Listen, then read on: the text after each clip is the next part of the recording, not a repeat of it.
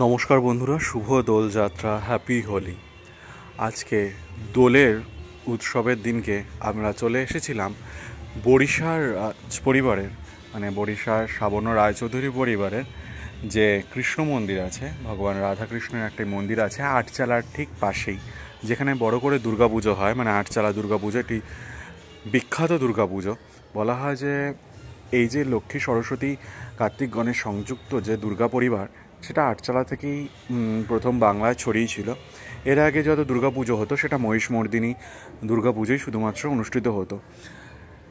বাংলার বিশেষ করে কলকাতার কৃষ্টি কালচারে সাবর্ণ রায়চৌধুরী পরিবারের অবদান অস্বীকার্য। মানে ওনাদের অনেক অবদান আছে। বহু মন্দির, বহু তীর্থ ওনারা তৈরি করেছেন।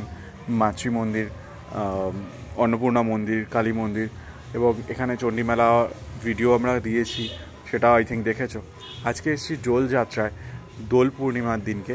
দোল মঞ্চে ভগবান রাধাকৃষ্ণ যেখানে দোল যাত্রা করছেন। আজকের দিনে সকলের সমান অধিকার রয়েছে ভগবানকে আবির দান করার জন্য, এবং ভগবানকে প্রায় স্পর্শ করা যাচ্ছে, এরকম একটা বিষয়। খুব ভালো লাগলো, এবং আমার আজকে এটা একটা অনন্য অভিজ্ঞতা তোমাদের সঙ্গে শেয়ার করলাম। ভগবানকে এরকমভাবে স্পর্শ সাধারণত করা যায় না, আজকের দিনের জন্য এনারা সবার জন্য করে দিয়েছেন। খুব ভালো লাগলো। তোমাদের ভিডিওটি কীরকম লাগলো সেটা জানিও। ভালো মতন আশা করি সবাই দোল কাটাচ্ছ। Happy Holi, tata.